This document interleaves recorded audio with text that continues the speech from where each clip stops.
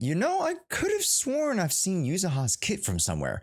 Like, she's the spitting image of... Pulled up by Dwayne Wade, here he comes with LeBron! Oh my!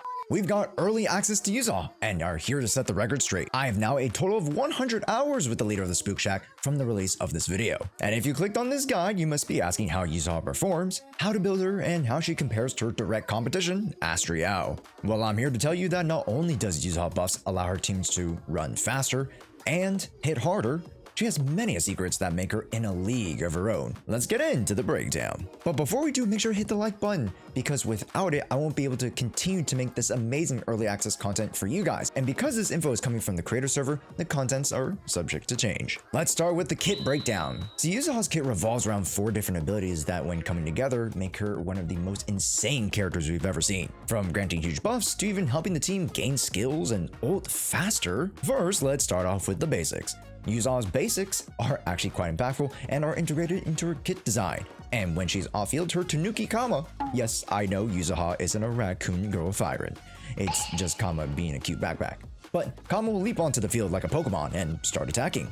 Kama actually inherits the attack stat of Yuzuha to deal the physical damage here. But aside from her basic string, she also has a charge basic that, instead of launching an attack like others, it will allow her to parry. Yes, a support with a parry. And if that isn't already unique, just wait till her other gimmicks she has up those big sleeves of hers. This parry directly leads to one of the ways you can actually build up to her stacks, called the sugar points. From her core ability, you can start the battle with 3, yet you can have 6 at a time, as seen with the symbols of little candy drops under her health bar. These sugar points are very much like Poker's points of Hunter's Gate, in which Yuzuha will consume a stack when off-field to perform a basic attack aftershock called the Hard Candy Shot. So a support character that can aftershock and has a parry, we have the abilities of a stunner and defense character all in one. She's like a triple threat in one, man. Yet there are 2 more abilities to round out here. But before we can move on, let's discuss a bit more about this Hard Candy Shot. Contrary to the name, not all of the aspects of this attack are hard, but when she lands the powerful Shot Blast, you will get the heavy attack, meaning this could potentially activate other characters who have aftershock abilities that deal with heavies, but just food for thought. Here are the ways in which Yuzuha can gain back these sugar points. 1 from a parry, 1 from a defensive assist, 2 from her EX special, and 2 from her ult. And if you thought we were done with the off-field shenanigans, well, let's move on to ability number 3, her special and the Sweet Scare. This ability is tied to said special skill and will allow for a potential max 40 seconds to debuff the enemy with Sweet Scare. This allows for Yuzuha's off-field attack, the Sugar Sparkle, to actually convert into the elemental damage type of the on-field character, leading to a bit of damage and contribution to the element attribute anomaly. For those of you who are a bit confused on how attribute anomaly works, here is the calculation. And we're tossing that out because here we're actually going to give you the simple breakdown. For a generalist's knowledge on attribute anomaly, you will accumulate elemental anomaly points based on the relative points of the attack, as well as the potential percentage increase of your anomaly mastery, that being the scaling stat of how fast you can accumulate these points to launch. The corresponding attribute anomaly, so each point of anomaly mastery, can actually speed up the time. And what's great is that it's pretty linear. 200 anomaly mastery is twice as fast, in theory, as 100 anomaly mastery. Then having one anomaly active before launching another will not only proc the second anomaly, but a disorder attack. Yet if you do have contributions from a set character with less anomaly proficiency, which is a stat that determines the power of the hit, then you can get less damage once you pop the anomaly, like so. So the pro to having Yuzuha on the team is that with this Sweet Scare debuff status, you can accumulate more attribute anomaly. Yet, her basics explicitly state that she will not contribute to the damage of said anomaly, allowing you to have full contribution of the attribute with the character that you are driving the anomaly with, meaning full anomaly power. And just so we cover all the bases, not only does the special hold the Sweet Scare, but Yuzuha's actual special abilities. Let's start with the EX special ability, the Cavity Alert, which is the cutest cannon launch ever that allows Yuzuha to gain 2 sugar points, but also prompts a quick assist into the next character, allowing you to make use of sets like Astral Voice. And if you have the required 60 energy, after hitting a defensive assist follow-up, or perfect dodge, you can launch the secret EX special Cavity Alert right now. This ability, yes, is short on damage, but the quickness of stringing this behind your parries or dodges will allow you to much faster rotate back into the units that matter, that being your anomaly agents. Okay, Josh, we have a parry, we have aftershocks, we have off-field attribute contribution. What's the 4th ability? Well, this is going to be a doozy, as this is tied to Yuzuha's chain attack. When ulting with Yuzuha to launch the Surrender or Suffer the Mischief, Yuzuha will launch a tag team attack, lobbing her bomb up like D-Wade did to LeBron James, as Kama slams it down with a thunderous boom that will give the Bucks flashbacks. I still feel that thunder today. This ultimate not only inflicts the sweet scare state like the EX special, but can also grant your squad mates a potential 25 energy from their own specials, which on paper might not seem like a lot, but over the battle can help to speed up your rotations, which leads to more skills and more ults, and hopefully more damage. And I know I said before, but I left the big ability for last, that being Yuzuha's best ability in her kit, the Core ability. The Whimsical Wonder is an ability that grants the sugar points, yet also grants your whole squad with the Tanuki's Wish. This buffs each character in your team to a potential 1200 attack points based off of Yuzuha's attack, which caps out at 3000 attack at M0. Yet not only do you get attack, but a fixed rate 15% damage bonus that lasts 40 seconds. One of the longest standing buffs in the game, which you'd think a Sugar Rush would be short and sweet. Nah, it lasts a whole light year. Yet that's not all, as the additional core ability will grant a potential Anomaly Mastery buff of 20%, alongside an Attribute Anomaly and Disorder damage bonus of 20% when you hit 200 Anomaly Mastery on Yuzuha. This is a massive and arguably better holistic buffing kit than Astra Yao provides, yet to get this buff you'll need a lot of Anomaly Mastery, which might be impossible without her signature engine, but we'll discuss why right now. And also, if you have any more questions on Anomaly, again, make sure to reference our Discord and Twitter infographics for more information. And if we get enough likes on this video, I'll make a dedicated guide to Attribute Anomaly, answering all the questions you guys have in the comments down below. Now let's move onward to the build breakdown, because as mentioned earlier, Yuzuha can be quite the peculiar character to build for, as she wants a stat that no other support character has invested into before. First, the requirements. To build a functional Yuzuha that will grant you 100% of the buffs that she can offer, you will want 200 Anomaly Mastery and 3000 attack points. Seems relatively simple compared to the several offensive agents we've gotten in the recent past, with characters like Jshoea wanting HP and crits, yet being okay with the attack investments and having no desire for pen rolls. Whew, that was a needy gal. But I digress. From here, let's take a look at the signature W engine that'll help us accomplish Yuzuha's bizarre investment requirements.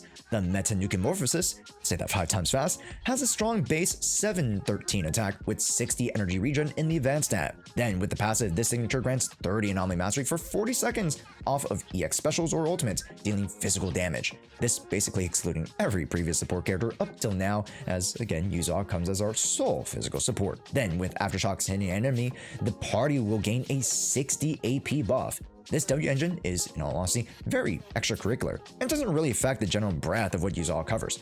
Yet the extra AM and AP buffs definitely help out your overall team anomaly damage. Yet don't despair, because if you were planning on running her with more budget options, you have a lot of choices. The Weeping Cradle turns out to be quite the strong contender alongside Lucy's Kaboom the Cannon, these two being my favorite budgets. And of course, you can't forget about the Elegant Vanity in the premium slot if you manage to pull one during Astra Yao's banner. And arguably for some comps, Astra Yao's signature might come more in handy, but we'll pin this and refer to it in our team composition breakdown. For now, let's show you how to complete the build. As Yuzuha's drive disc set has to be the 4-piece Protopunk. Okay, heck yeah, everybody. Woo, Protopunk. Yeah, why is no one cheering? Guys, I'm serious. As there are a few really strong 4-set bonuses out there, the Protopunk at the M0 level comes out to be incredibly strong as a defensive assist within a quick swap comp, which anomaly-based teams usually are. This will be very achievable and can hold the 50% bonus for a considerable amount of time. The other best set, in my opinion, comes out to be the Swing Jazz, and ever more so at M2. This allows Yuzuha to pop a chain attack every 20 seconds, which we'll talk about more later, but this lines up with the buff's uptime, as you'll most likely have an ult up every 30 seconds plus, meaning once you get Swing Jazz up, the buff of 15% damage bonus should never leave. Then comes the obvious Astra Voice, which is slightly less valid as you can at most points maintain up to 2 buffs at a time, yet it is 8% each, so you get an average of 16% damage bonus during high tides. Yet it is a difficult buff to maintain unless you're at M4, which grants you the ability to pop an assist after Yuzuha herself defensive assist follow-ups, which as you can tell is quite the hefty investment. Personally, just stick to Swing Jazz or Protopunk for now. And then the 2 sets should almost certainly be Phaeton's Melody to help boost up the Anomaly Mastery. This reminds me of how D-Wade can wear any jersey and he'll still be my GOAT. From there, the main stats you'll aim for are attack on 4 till you reach 3000 attack minimum. Then you can flex into anomaly proficiency. Attack will almost be mandatory on 5, then AM on 6 as you're almost forced to it in order to climb to 200 anomaly mastery for the additional passive buff. Yet, if you aren't running the signature, just try to get as high of a number as possible. Without the signature, it's almost impossible to do so. And if you're too lazy to review this video or just need a one-stop shop for all of this video's build aspects, I'll actually be having this guide sheet and more infographics over on my Twitter and Discord. So make sure to swing over those platforms for more ZZ updates and resources from me.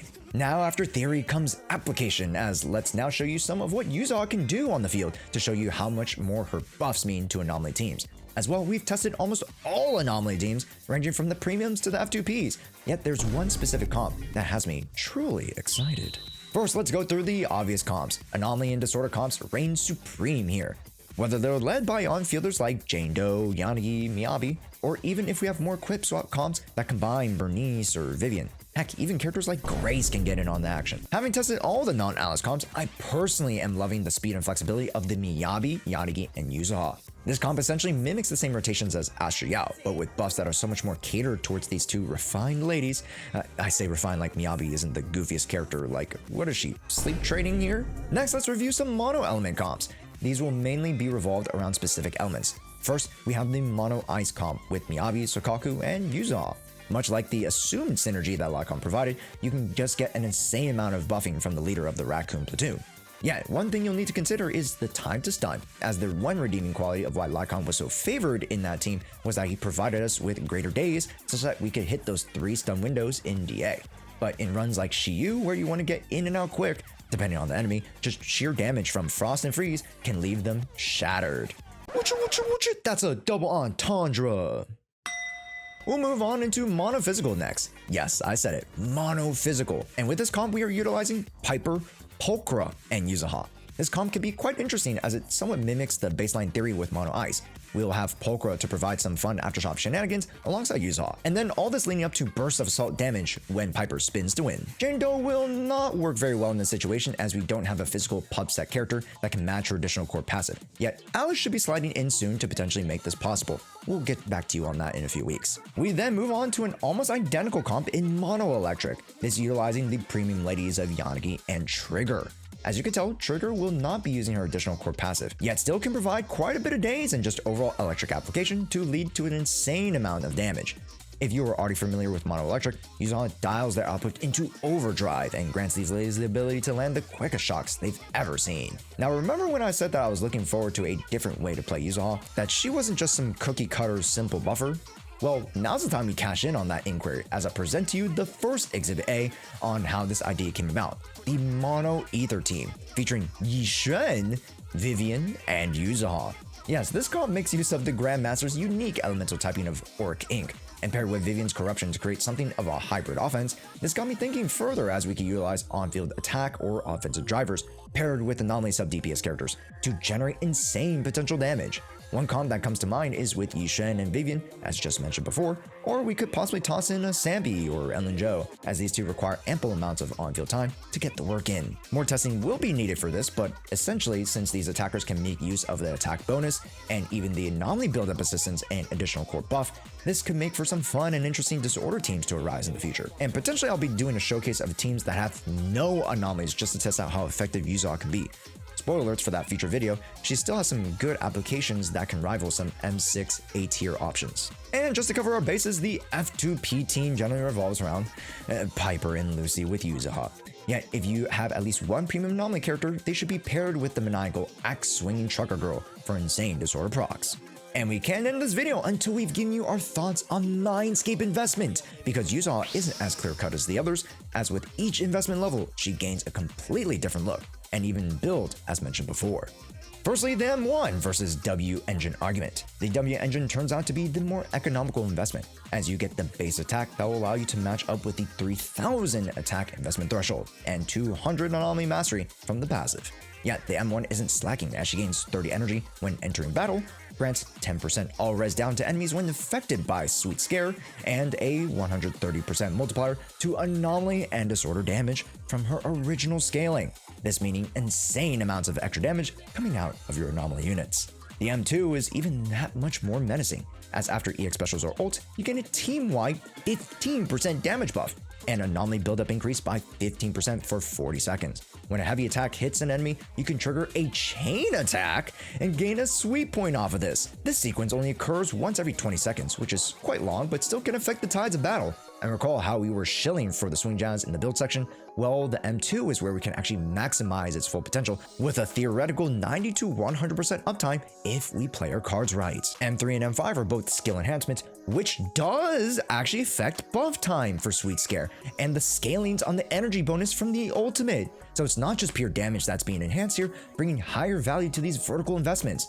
M4, as mentioned before, grants bonuses to your assist follow-ups, namely a 30% damage increase to set follow-up alongside anomaly build-up rate by 20%. And recall that we can actually trigger a quick assist following this, which will allow us to use more comfortably the Astral Voice. And lastly, the M6, for those brave and bold enough to invest here. You get 1 additional sugar point from pairing. Then instead of just using a follow-up with a basic attack, you can hold the basic in order to perform a charged power shell attack. And with every 0.4 seconds, she'll consume a sugar point to dish out bullets, dealing 300% of her attack as physical damage. If the bullets hit an enemy affected by the scare debuff, they'll also receive an additional 105% in disorder damage for 40 seconds, stacking up to 3 times, essentially telling us we should conserve these bullets and use them in sprays of 3.